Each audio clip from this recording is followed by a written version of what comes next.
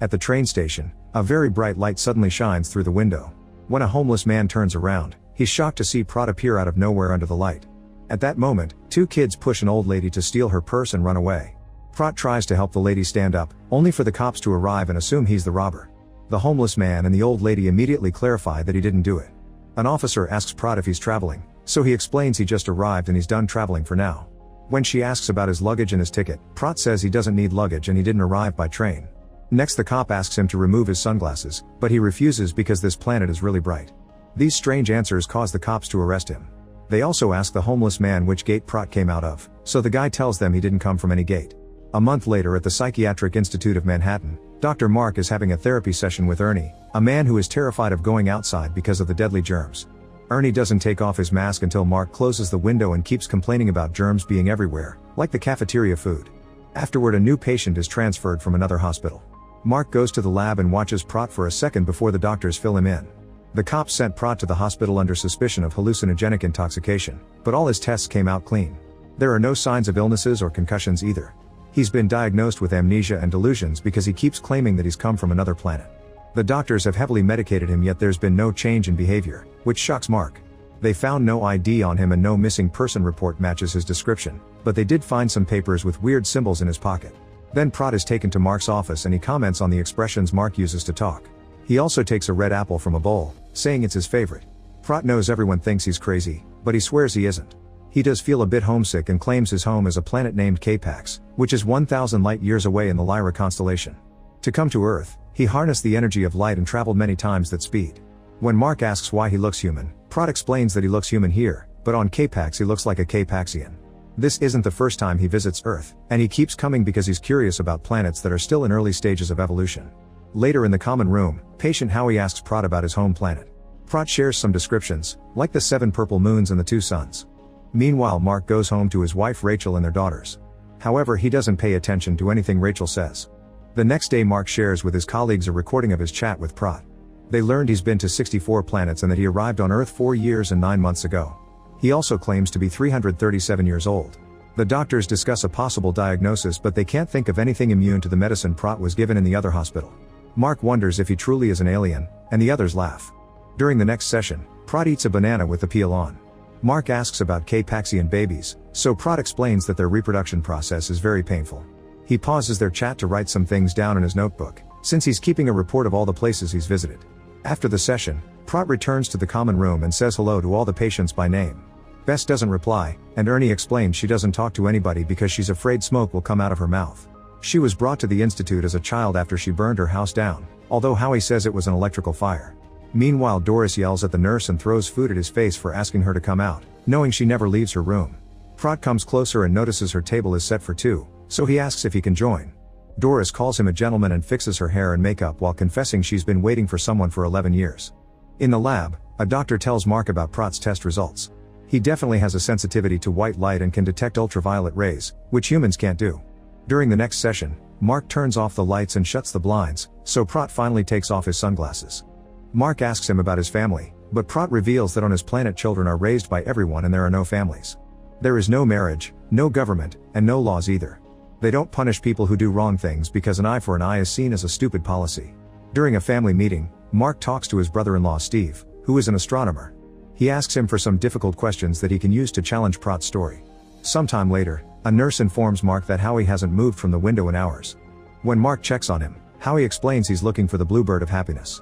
He says that Prot told him to do so as the first of 3 tasks. If he completes them, he'll be cured. Mark then looks out the window and is shocked to see that Prot has managed to bring Ernie to the garden. He rushes outside and scolds Prot for interfering with the people's treatments, pointing out that Prot is a patient and he is the doctor. Prot wonders why Mark hasn't healed anyone then and hands them some papers with the answers to all the astronomy questions. When Steve receives all the answers, he's shocked to read them all since Prot knows things that a mere hobbyist with a telescope can't know. He calls Mark to tell him all this and Mark asks if any astrophysicists are missing, but Steve doesn't know of any. As days pass, Mark becomes obsessed with Prot's case and grows frustrated because there isn't any progress. He even works on the case at home and ignores his family. One evening, Mark decides to take Prot to the observatory and the scientists there ask him a bunch of questions. They want to see how he travels through light and Prot simply blinks, saying he left and already came back. The scientists don't take him seriously and ask more questions, so Pratt uses their equipment to draw a map of various solar systems and adds some equations that solve a few astronomy problems that humans have been unable to explain. Everyone is in shock and they don't understand how he could know these things. In the institute, Howie finally sees the blue bird and yells in excitement. He starts gathering all the patients and employees and soon a crowd is happily gathering around the window. When Mark checks on all the commotion, he's shocked to see that even Doris has come out to look at the bird. In the evening, Bess visits Pratt and says he's the bluebird. Sometime later, Sal asks Pratt to teach him how to light travel because he wants to leave. He worked as a doorman for an important hotel for 15 years, and one day he started to notice a horrible smell everywhere. They sent him to the institute and he's been here for the past 10 years. Pratt is the first person he meets who doesn't stink, so Sal thinks he may help him. When Pratt tells him stories about the nice smells on his planet, Sal says he wants to go, but Pratt clarifies that he can only take one person back with him. Soon Mark learns that almost every patient thinks they're going to K-Pax. Pratt assures him that he's told everyone he can only take one person and announces he's leaving on July 27th, at 5:51. He chose that date for safety reasons. That night, Mark is startled awake by a realization. Ignoring his family, he rushes to his office and checks the recording of Pratt's sessions. He said he arrived on Earth 4 years, 9 months, and 3 days ago. Mark does the math and confirms that July 27th will be the 5th year, that's why Pratt wants to leave on that date. He theorizes that a traumatizing event must have happened to him on that date. Rachel scolds him for working at this hour and leaves his office in a huff. On the 4th of July, Mark's family has another gathering and he invites Pratt to join them. Pratt immediately befriends the family dog, who never liked anyone before. He proceeds to translate what the dog is saying so the kids can start treating her better. During lunch, there's a special vegetarian dish just for him since he doesn't eat meat. Pratt has a great time and by looking at some photographs, he learns that Mark has a son from his first marriage who doesn't talk to him anymore. He tells Rachel that there are no families on his planet and she thinks he's missing something very important. While Pratt helps one of the girls on the swing, the other kids turn on the sprinklers and the noise makes Pratt freeze. The girl tries to make him play too but Pratt pulls her back, saying they shouldn't get in the water. As the men of the family run to hold Pratt down, Rachel takes her daughter away. A nurse gets a sedative ready, but Pratt finally calms down when they turn off the sprinklers. He mentions apple pie and walks to the table as if nothing had happened. The next day Mark has to explain to his boss that it was all an accident and swears that Pratt isn't dangerous. He theorizes that the water must have triggered a memory of a traumatic incident and wants to do a regression exercise. It may be too dangerous, but he feels like he's running out of time. Mark goes looking for Pratt and the other patients tell him that he left to visit a few more countries before his departure. The whole team of doctors panics when they confirm that Pratt isn't in the building, so they call the authorities. 3 nights later Mark keeps calling shelters to no avail and ends up falling asleep on his desk. The next morning, Mark looks out the window and finds Pratt casually resting in a tree. Pratt claims he's visited many countries and points out that he did announce he was leaving. When Mark mentions hypnosis Pratt turns him down, but Mark says that if he doesn't do it, his superiors will fill him up with sedatives. While the other doctors watch from behind the window, Mark proceeds to hypnotize Pratt and asks him about important events of his childhood. Pratt remembers the funeral of his best friend's father but doesn't recall the man's name. This father got hurt in the slaughterhouse where he worked and died later, but Pratt refuses to say the location. He clearly feels very uncomfortable and his pulse rate starts going up very quickly. Mark asks a question to visit another memory and Pratt calms down. He mentions that he and his best friend used to look at the stars together with his dad's telescope, and he still insists that he's an alien. His best friend isn't doing very well now, that's why Pratt came back.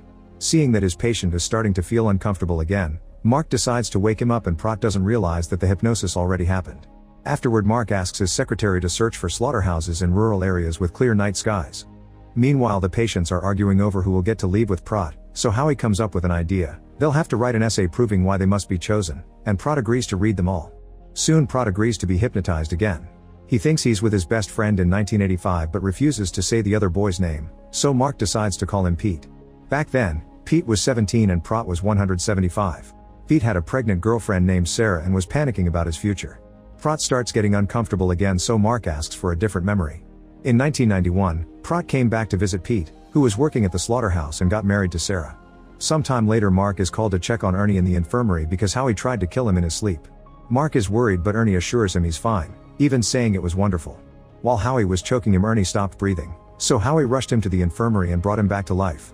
When Ernie woke up, he realized that dying isn't something you have control over, so it's a waste of life to be afraid of it. Now Ernie feels great and is ready to do riskier things like eating fish with bones. Next Mark checks on Howie, who guesses he's cured Ernie. He says that this was his second task from Pratt and he only needs one more to be cured too. The following day, Mark hypnotizes Pratt again and mentions the date July 27, 1996. Prat says he's on K-Pax, but he feels something is wrong with Pete, so he immediately travels to Earth. He finds Pete jumping into the river to self-delete because of something horrible that happened, but Prat refuses to say what. His vitals start going crazy, yet Mark refuses to wake him up because he wants answers. Suddenly Prat pushes Mark off and falls to his knees to have a huge breakdown. The nurses rush in to sedate him, but Mark stops them and carefully approaches Prat to wake him up. Some things fell from Prat's pockets during the incident, so Mark picks them up. On his way home, Mark realizes he still has Prat's pencil in his pocket. Looking at it, he finds the number 505 and the word Salva. He rushes to a payphone to make some calls and confirms that 505 is the area code for New Mexico. After realizing that Salva stands for Salvation Army, he returns to the office to put this information together with his secretary's research. By searching for a place with a river, a slaughterhouse, and a Salvation Army, they find Guadalupe County. On the news for July 27, 1996, they read that a man named Robert Porter drowned. Mark immediately flies to Guadalupe County and asks the sheriff about the case. Robert had been smart and kind, and he lived outside of town with his wife and child. The sheriff takes Mark to Robert's old house and tells him what happened. A criminal broke into the house and took advantage of Robert's wife before killing both her and the daughter. When Robert came home from work, he found the bodies of his loved ones and snapped so badly that he killed the criminal by breaking his neck. Outside the house, Mark finds sprinklers and a swing just like his own garden, and imagines Robert washing his blood-stained hands there. Next, the sheriff takes Mark to the river and shows him where they found Robert's clothes. They think he self-deleted, but the body was never found. On July 27th, the patients are having a little party to gather all the essays and say goodbye to Prat. Mark calls him to his office for a last drink. Prat says that nobody misses him back on K-Pax, but he gets the feeling that he'll be missed on Earth. He tells Mark to call his son and fix things. Mark then shows him a high school yearbook with a photo of Robert Porter, confirming they look exactly the same. When Mark says they're the same person, Prat denies it and asks Mark to take care of Robert after he's gone. Afterward, Prat joins the party.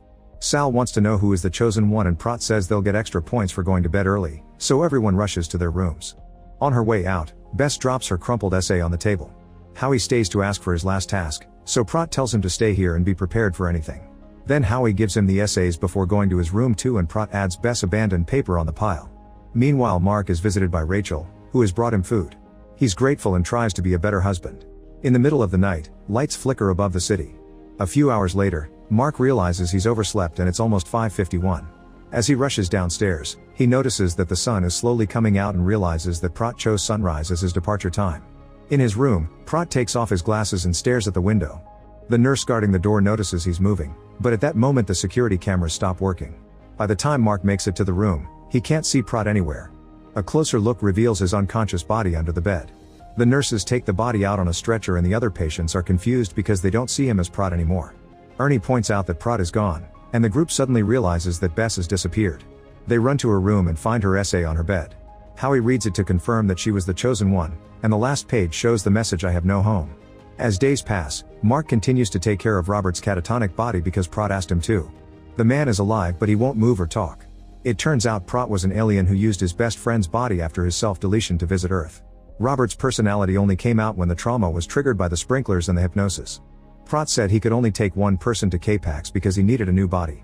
Mark tells Robert stories of how all the patients are doing better thanks to him, and shares that Bess was never found. After work, Mark goes to the station and finally is brave enough to reunite with his son. Make sure to subscribe and turn on notifications so you can watch more videos like this. Thanks for watching.